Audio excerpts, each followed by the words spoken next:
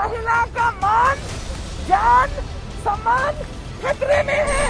मैंने पुलिस वालों को धक्का देकर क्या अंदर जाने की कोशिश की? मैंने क्या किया आप बताइए, आप बोलिए, पूरा देश सुन रहा है। कुछ और चल रहा है। मुझे आई डोंट नो। नहीं अभी मैं बाहर से हूँ। नहीं अभी आपने मुझे बोला कि नहीं बॉडी नहीं है। क्या है सर, बॉडी है कि नहीं है? आप अपनी विश्वसनीयता खत्म मत करिए। कल सुबह तक आधे और निकल जाएंगे, 2-4 बजेंगे कल रात तो हम ही आपके साथ खड़े। बात करेंगे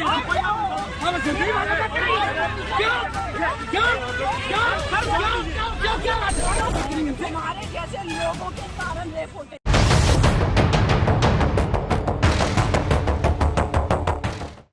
नमस्कार, आप देख रहे हैं आज तक, आपके साथ हूं मैं नेहा बाथम। हाथरस में पर्दा है पर्दा, ऐसा हम इसलिए कह रहे हैं क्योंकि हाथरस में कुछ छुपाने की क्या कोशिश की जा रही है। हाथरस मीडिया से क्यों डरा हुआ है पुलिस प्रशासन? हाथरस से लगातार ऐसी तस्वीरें आ रही जिससे ऐसा संदेह हो रहा है कि कुछ छुपाने की कोशिश लगातार हो रही है। मीडिया को पीड़ित परिवार से मिलने से रोका जा रहा है। आज टीएमसी के दल को भी रोक दिया गया। हाथरस में चप्पे चप्पे पर पुलिस का पहरा लगा हुआ है।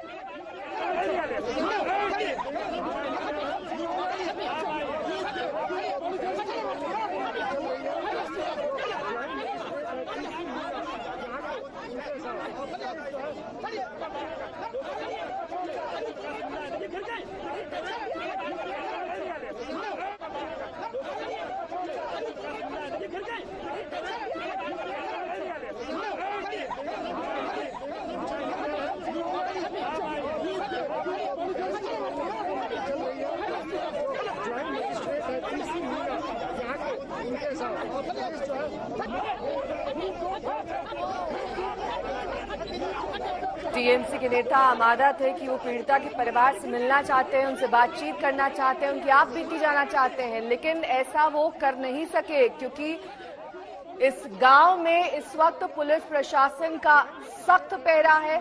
बड़ी संख्या में पुलिस बल की तैनाती की गई है। पीड़िता के परिवार के घर से करीब 1.5 किलोमीटर पहले ही बैरिकेडिंग कर दी गई है। ये उसी गांव की तस्वीर हम आपको दिखा रहे हैं जहां पर अब से कुछ ही देर पहले टीएमसी के नेताओं के साथ पुलिस ने धक्का मुक्की की, जिसमें उनके सांसद डेरेक ओब्रायन गिर पड़े।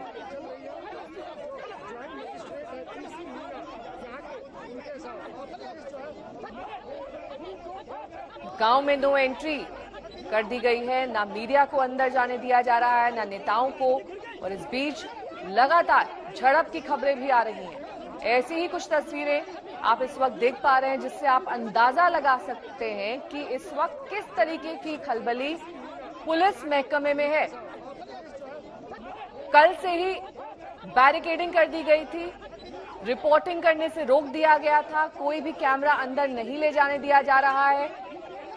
और अब सवाल ये खड़े हो रहे हैं कि आखिर क्या छुपाने की कोशिश हो रही है। अभिषेक आनंद हमारे संवाददाता इस वक्त तमाम जानकारी के साथ हमारे साथ जुड़ गए हैं। अभिषेक, लगातार जो तस्वीरें आ रही हैं इनसे ये साफ होता है, ये स्पष्ट होता है कि कहीं ना कहीं पुलिस प्रशासन के मन में कोई डर है, क्योंकि इतनी बड़ी संख्या में वहां पर पुलिस बल की तैनाती है, बैरिकेडिंग कर दी गई है, पीड़िता के परिवार के घर के 1.5 किलोमीटर पहले से ही इस तरह की मुस्तैदी दिखाई दे रही है। क्या छिपाया जा रहा है, किस बात का डर है?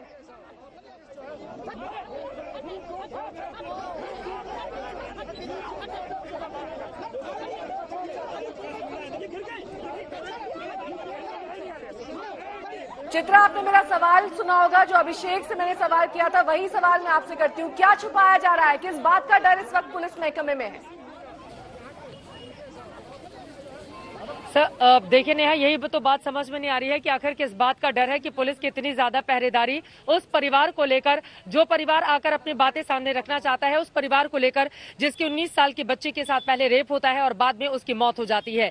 यहाँ पर एक बार फिर से जरा तस्वीरें देखिए, उसी के तहत आप समझिए कि उत्तर प्रदेश की स्थिति इस वक्त हाथरस के नजरिए से अगर हम देखने की कोशिश करें तो आपको क्या समझ में आएगा। मैं चाहूंगी कि थोड़ी हमें जगह दीजिए और उसके बाद हम आपको पीछे चल के, आप इधर आइए सत्या, आप इधर आइए, थोड़ा पीछे चल के मैं आपको दिखाती हूँ कि इस वक्त स्थिति क्या बनी हुई है। यहाँ पर भारी तादाद में आपको पुलिस बल की मौजूदगी दिखाई दे रही है। यहाँ पर देखिए, आप अगर काउंट करते चले जाएंगे तो यहाँ से लेकर अंदर तक 1000 से ज्यादा पुलिस कर्मियों की मौजूदगी है। अब सारी की सारी सुरक्षा जब बच्ची को देनी चाहिए थी तब तो आप लोग मुहैया नहीं करा पाए।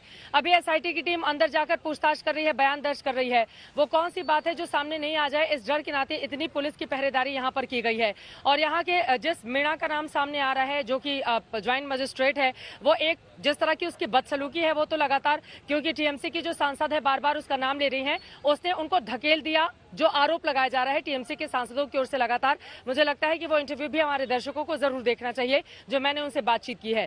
कुल मिलाकर यहाँ की जो स्थिति है वो सवाल ये खड़े करती है कि आखिर वो कौन सी बातें हैं जिसको छुपाने की कोशिश अंदर पुलिस के पहरे के बीच में की जा रही है। भारी पुलिस बल की मौजूदगी न सिर्फ बाहर बल्कि अंदर भी है, और इसी वजह से यहाँ की सरकार, यहाँ का प्रशासन, यहाँ की पुलिस सवालों के घेरे में है। मीडिया कर्मियों से भी बदसलूकी की जा रही है। मीडिया के कैमरों से किस बात का डर है कि उनको इतना दूर रखा गया है, किस बात का डर है कि अगर परिवार वो वाल्मीकि समुदाय से आने वाला गरीब परिवार है, वो लोग बहुत मुश्किल से अपनी बात तो पहुंचा पाते हैं।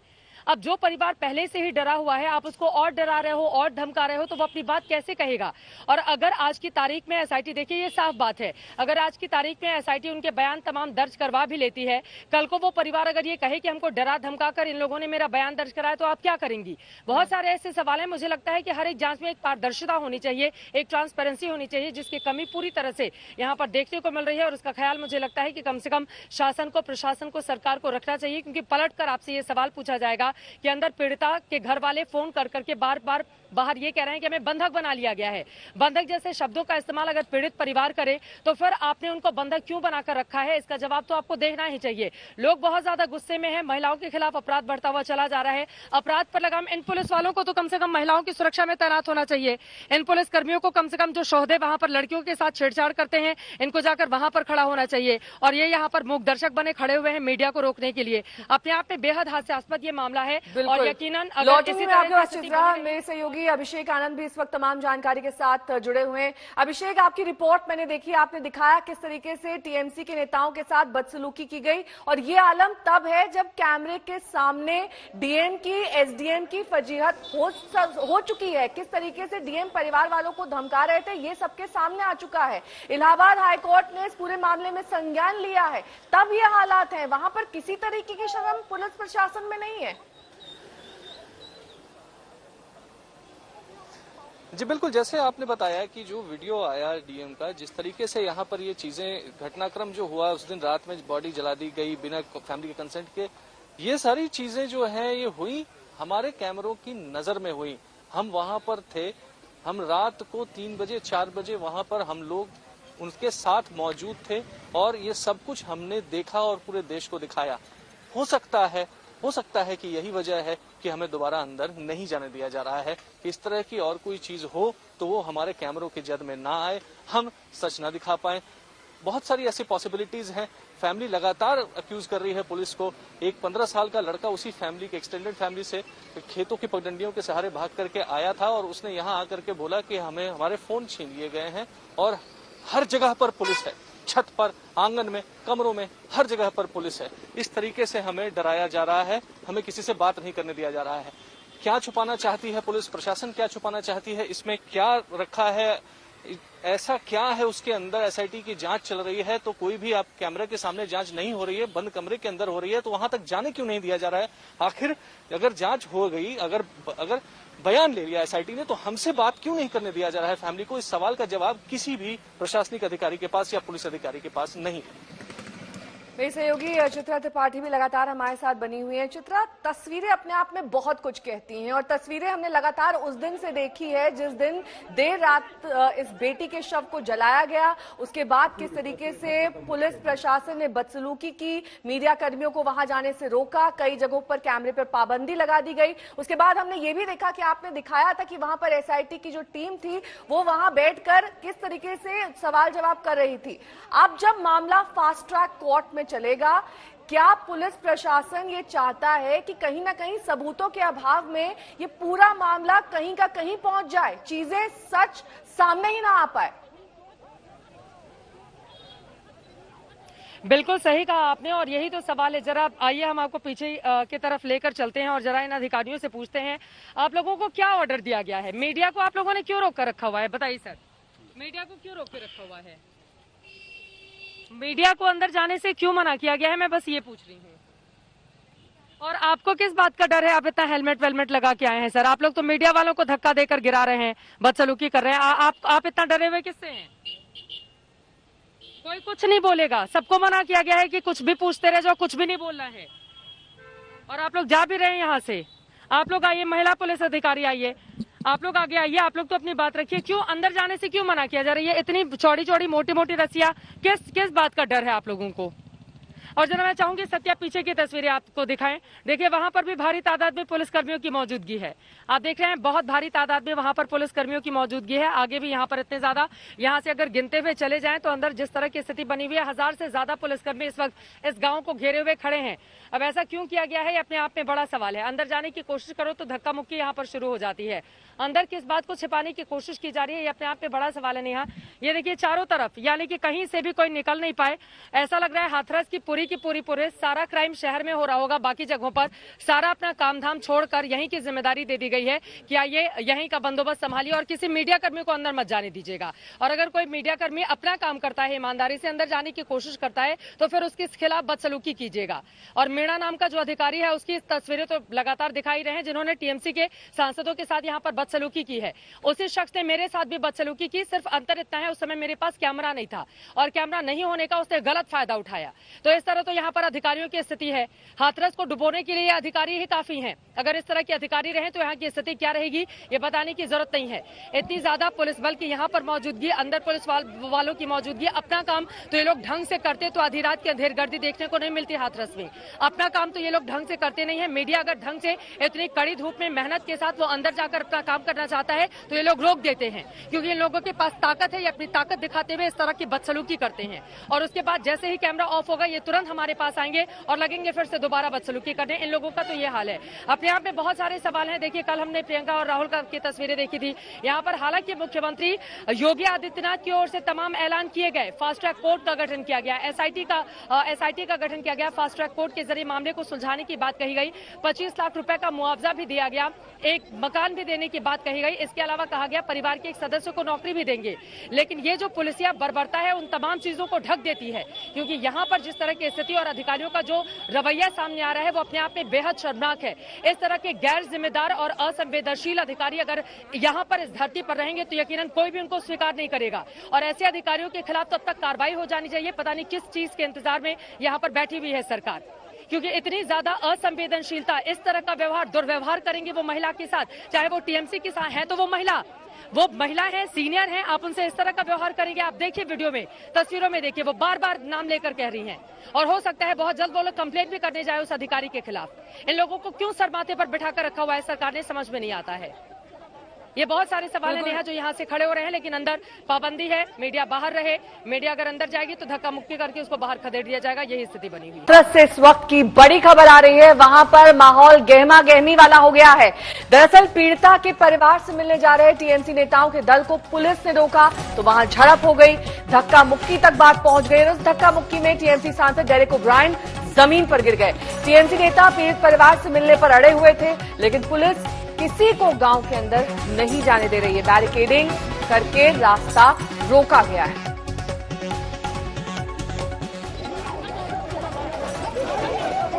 ये उस वक्त की तस्वीरें हैं जब हाथापाई की नौबत आ गई। डेरेक ओब्रायन जो कि टीएमसी से सांसद हैं, उनसे धक्का मुक्की की गई जिसमें वो गिर गए, जिसके बाद बात और ज्यादा बढ़ गई।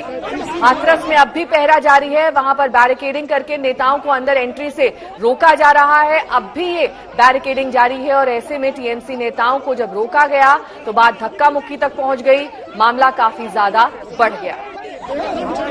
ये है टीएमसी सांसद डेरेक ओब्रायन और ये अमानत थे पीड़िता के परिवार से मिलने पर, लेकिन पुलिस ने जब उन्हें रोका तो धक्का मुक्की पर बात पहुंच गई। तो उसके बाद डेरेक ओब्रायन गिर पड़े।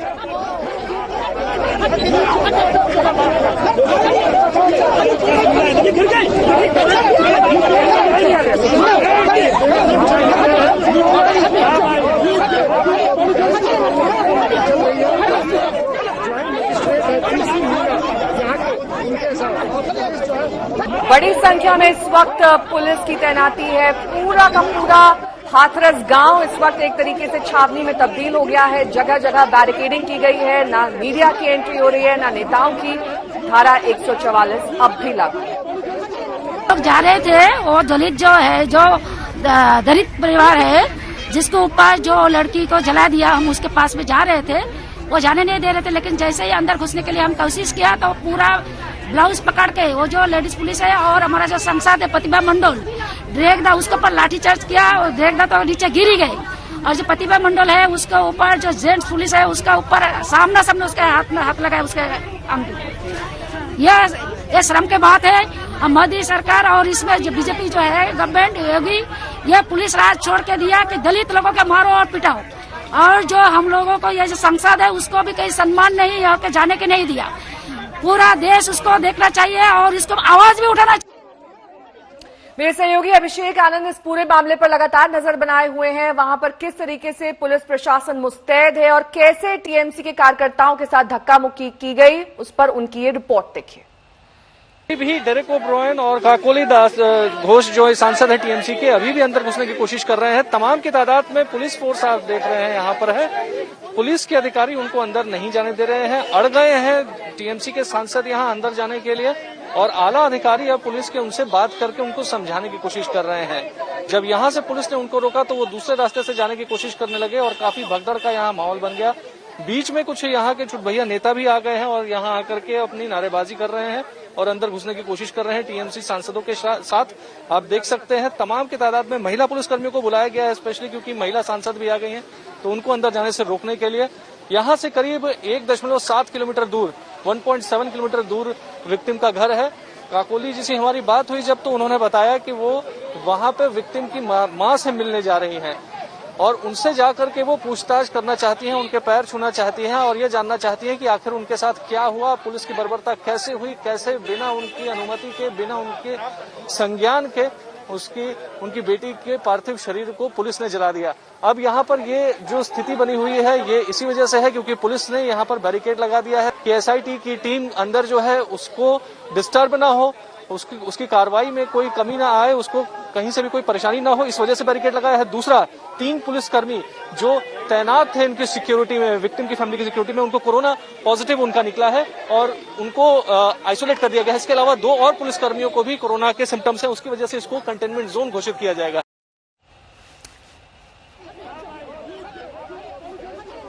मेरी सहयोगी चित्रा त्रिपाठी इस वक्त तमाम जानकारी के साथ सीधे हाथरस से जुड़ गई हैं। चित्रा, इतनी किरकिरी हो चुकी है पुलिस प्रशासन की, इसके बावजूद मीडिया कर्मियों से बदसलूकी, आप खुद इस बात की साक्षी रही हैं। ऐसे में क्या अभी भी वही स्थिति बनी हुई है? और हम देख रहे हैं किस तरीके से टीएमसी के नेताओं के साथ भी बदसलूकी वहां पर की जा रही है। क्या माहौल है इस वक्त? बिल्कुल, सबसे ज्यादा हैरानी की बात यही है नेहा कि यहाँ पर टीएमसी के जो सांसद आए हुए हैं, खासतौर से जो महिला सांसद हैं, पुरुष पुलिस कर्मियों ने उनके साथ बदसलूकी की है और इसी वजह से ये लोग नाराज होकर यहाँ पर बैठे हुए हैं। मैं आपको तस्वीरें दिखाना चाहूंगी। देखिए, डेरेक ओब्रायन के नेतृत्व में ये लोग यहाँ पर पहुंचे हुए हैं। ये 3 टीएमसी के सांसद, जो महिला सांसद है प्रतिभा मंडल, ममता ठाकुर जो एक्स एमपी रही है, काकोली घोष, ये तीनों लोग यहाँ पर मौजूद हैं और प्रोफेसर राम गोपाल वर्मा ने फोन पर इनसे बातचीत करने की कोशिश की है। समाजवादी पार्टी की माफ कीजिएगा राम गोपाल यादव जी ने इनसे फोन पर बातचीत करने की कोशिश की है। समाजवादी पार्टी के भी तमाम लोग इस वक्त यहाँ पर दिखाई दे रहे हैं। आपस में ये तीनों लोग जैसा कि देख पा रहे हैं, 3 महिला एमपी, एक उसमें एक्स एमपी हैं और साथ ही यहाँ पर डेरेक ओब्रायन साहब भी हैं जो लगातार आपस में बातचीत करके आगे की रणनीति तैयार कर रहे हैं। लेकिन थोड़ा पीछे हटिए, आपको असल तस्वीर हम आपको दिखाना चाहेंगे। यहाँ पर देखिए, आखिर अंदर जब सिर्फ एसआईटी की टीम ही पूछताछ कर रही है घर वालों से, तो इतना लाभ लश्कर और इतनी फौज लगाने की जरूरत क्या है? बार बार सभी के जहन में ये सवाल उठ रहे हैं। पुलिस वालों की तादाद लगातार यहाँ पर बढ़ती हुई चली जा रही है और आपको बता दें नेहा, जितने लोग इस वक्त बाहर खड़े हैं इससे कहीं ज्यादा, इससे 4 गुना तादाद अंदर गांव के भीतर है। गांव के भीतर सिर्फ एसआईटी की टीम पीड़ितों का बयान ले रही है, परिवार वालों का बयान ले रही है। उसके बावजूद इस तरह की सुरक्षा व्यवस्था, आखिर किस बात का डर है जिसके कारण इस तरह की मुस्तैदी यहाँ पर पुलिसकर्मी दिखा रहे हैं? अंदर जाने से रोका जा रहा है, मीडिया कर्मियों के साथ बदसलूकी, सांसदों के साथ बदसलूकी और लगातार एक सिलसिला सा चल पड़ा है। ये थमेगा कब, ये अपने आप में बड़ा सवाल है। लेकिन यहाँ के अधिकारी उससे भी ज्यादा बदसलूक हैं। मतलब जो आधी रात की अंधेरगर्दी की तस्वीरें पूरी दुनिया ने देखी है ना, वो अपने आप में परेशान करने वाली है। लेकिन उससे भी बड़ा सवाल यहाँ के अधिकारियों को लेकर, उनकी मंशा को लेकर, क्योंकि उनकी बदसलूकी लगातार जारी है और ये कब कैसे थमेगा, ये अपने आप में बड़ा सवाल है।